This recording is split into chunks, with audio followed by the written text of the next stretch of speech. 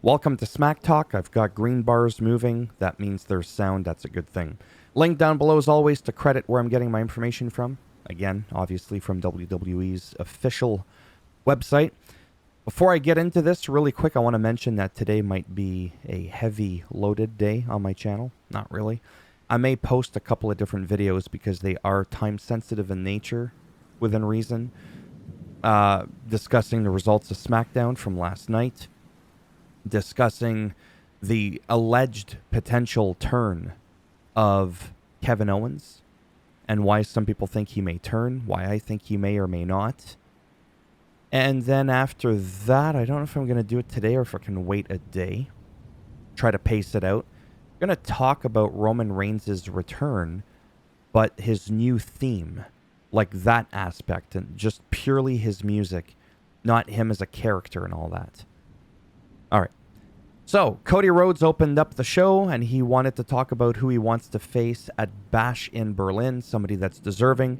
But then he quickly got interrupted, not by Kevin Owens, but by Solo Sikoa and the Bloodline. They proceeded to jump him. Kevin Owens came out to help to even out the odds, brought out a couple of chairs. Then Cody Rhodes' music hit, right? And that was going to be a done deal. And I was like, in the moment, I was like, that is so dumb. I was like, didn't even hear what he was going to say. And that kind of situation has happened countless times throughout history of professional wrestling. Doesn't even matter the promotion that you're talking about. But thankfully, Cody Rhodes said, cut that shit out, cut my music, I got something to say. Brought Kevin Owens back in, offered him a title shot, said, hey man, you deserve this. And Kevin Owens is downplaying himself, saying, I don't deserve it. There's a lot of other people that deserve it. And I don't know. It's, again, I'm going to touch on that a little bit in that video as to whether or not I think he's turning heel, because I still don't know. I mean, it's a nice, noble thing for him to think that he doesn't deserve it. He talked about his win-loss record for the past year not being that great. But Cody Rhodes praised him. And the WWE Universe love him. I love him, whether he's a heel or face, it doesn't matter.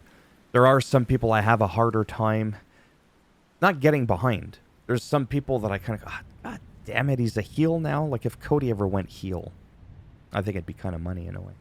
But I like him as a face and him as a face. There's just some people I don't want to see as a face or as a heel or a face for that matter. Anyhow, that could be another video of its own.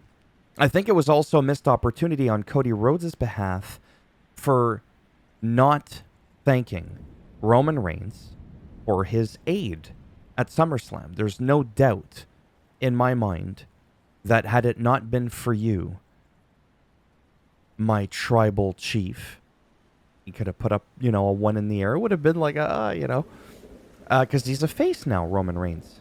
Could have said, look, things would not have worked out in my favor. The enemy of my enemy is my friend. He could have said that.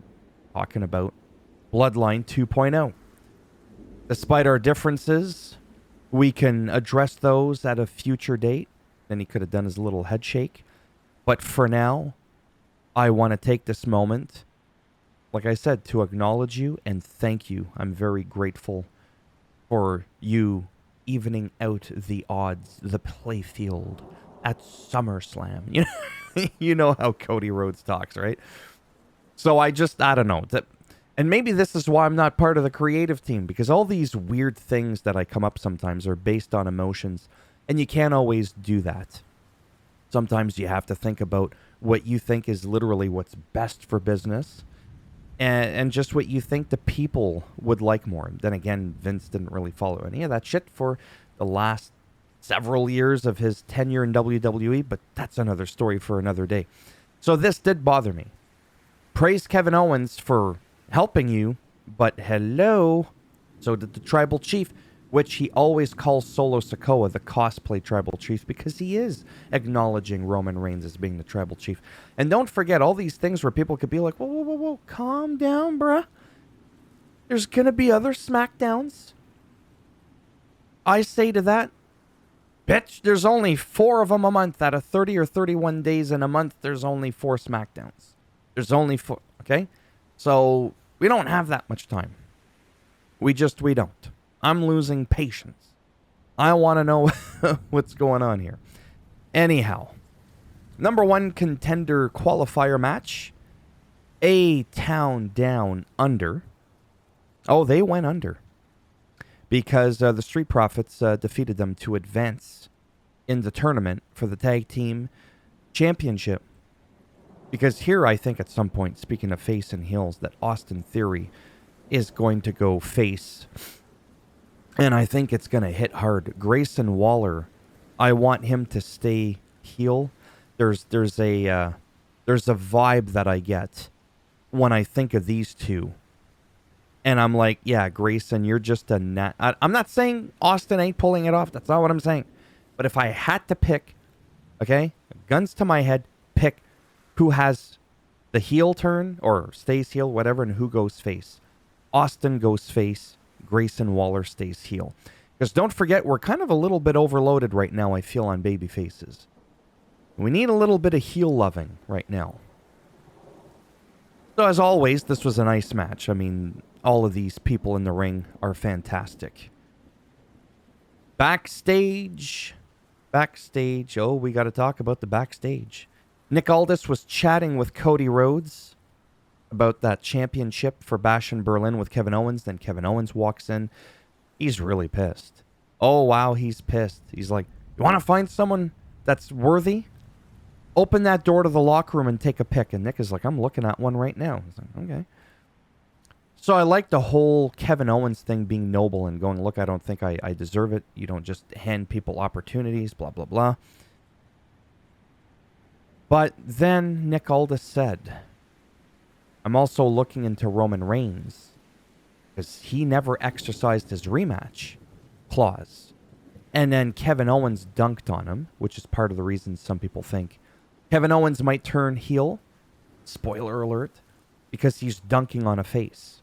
But that's no reason because Seth Rollins dunks on CM Punk on Monday Night Raw.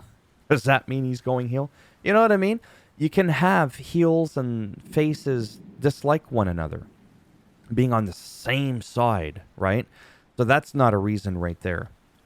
And then just Kevin Owens was like, fine. I'll see you at Bash in Berlin. So be it. But he really looked pissed off.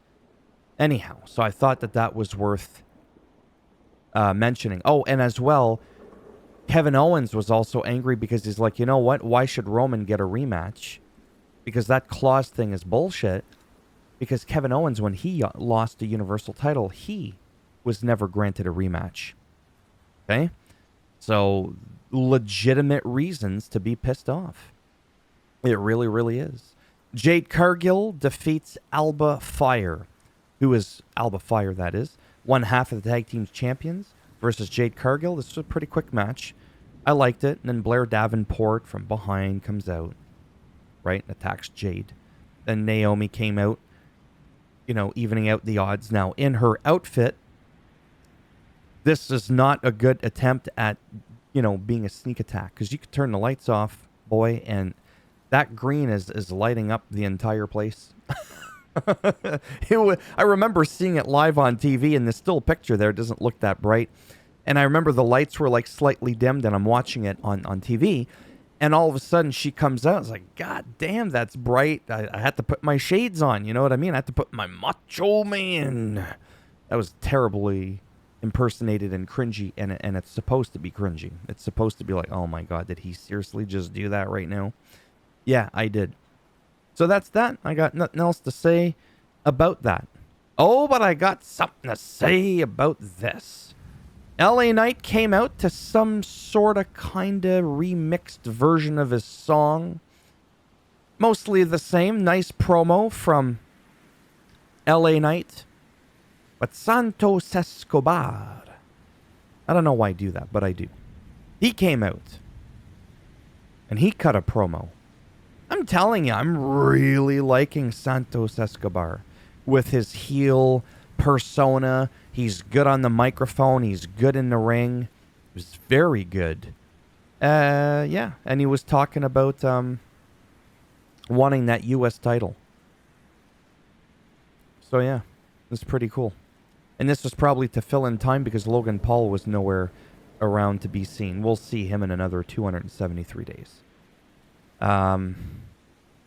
Yeah, so I liked this moment quite a bit, actually. And while they were discussing it, that led to a Giovanni Vinci vignette promo, the Italian. I did it again. I don't know why I do that. I understood the words better, actually, believe it or not, when he was speaking than I did trying to read the font he used for the subtitles. It wasn't working out. So it looks like we're going to see him soon. I'm excited to see what he does. I think this was the persona he had in NXT. I don't remember. But yeah. All right, moving on. So that led to the U.S. qualifier match of Andrade versus Santos Escobar, which was a nice match. But Carmelo Hayes goosed around one too many times and caused Andrade to lose. So Santos Escobar picked up the win to move on for the next round. As I'm scrolling down, well, except for this part. Oh my God. I gotta say it.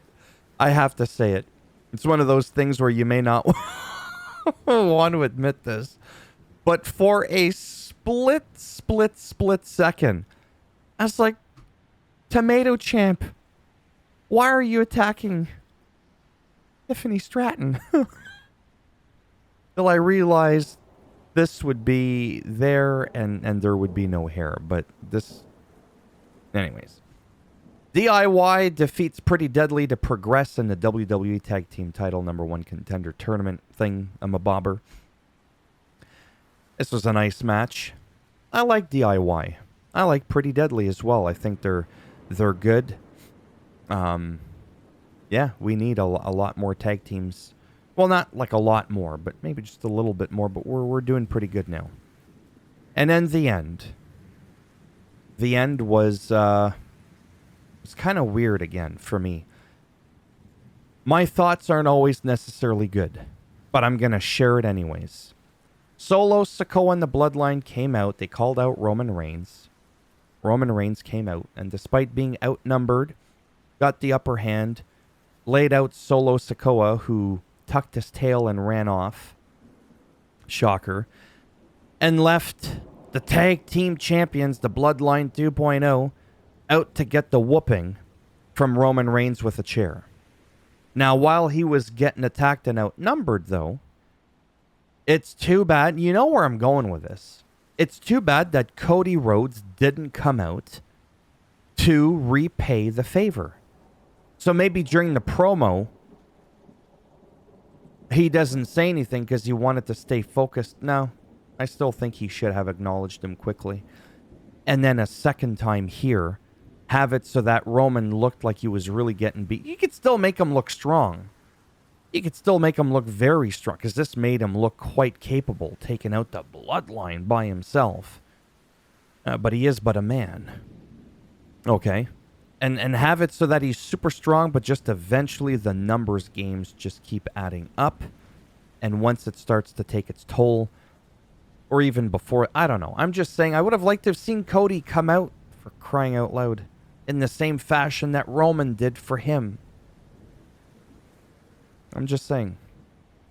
I don't know why they didn't do that, but they didn't, and that bugged me. So, out of the two scenarios where I was hoping there was a Cody Roman moment, we didn't get it. Out of the two times that it could have happened, none of it happened. I'm just saying. But overall, sure, I was happy, but also disappointed because I wanted to hear what he had to say. We haven't heard Roman Reigns speak. He could have spoken. We didn't get that. So I felt like we were teased. Okay? Now, in another video too, I may talk about some rumors, speculations, things I'd like to see happen. I'm not going to discuss that here. Well, maybe briefly. Because it may tie in with the Kevin O. I don't know. I'm not too sure. I don't know what I'm doing, but yeah. Or what I'm going to say, but there's just so many different places that this can go. But I wonder if we're going to find a way to bring back the original bloodline all back, like Sami Zayn, Jey Uso, like everything, Jimmy, Paul Heyman, and then maybe somewhere in there, Kevin Owens snaps and turns heel on like Sami. You know, like how could you be a part of this? Or I don't know. Whatever. I'll think about my thoughts and then I'll make a video on it. I'm going to try and spread it out so I have something every day. I don't want to bombard too much stuff ahead of time, and it's time sensitive a little bit, but it's not like it's critical for it to come out right away. The results, a little bit more than, you know, my thoughts and opinions on who might go heel and why, but I definitely don't want to wait weeks to put it out, right? So thumbs up as always if you liked the video. It does greatly help support that channel with the algorithm and trying to make me more relevant in the search results when people are looking shit up. If you didn't like the video, go ahead, give it a thumbs down, bend it in half, twist it. You get the solo Sakoan spike in the rectum. And if you want to subscribe to the channel, naturally that would be great. But if not, thanks for stopping by anyways. Take care, and don't forget up here, you could see the bonus footage of Roman Reigns that was not aired on TV. Of him just walking, ignoring shaking hands with fans. Putting up the one at the end. And if you want WWE's official recap, which is shorter than my video. Yeah, it's shorter than my video. Well, not right now. It depends how much longer I keep talking. They do a full recap where they're obviously able to show footage because it's their own product. I can't do any of that. Anyhow, you want to subscribe? Great. If not, thanks for stopping by anyways. Take care. And maybe, if I'm lucky, I'll see some of you in the next one. Bye for now.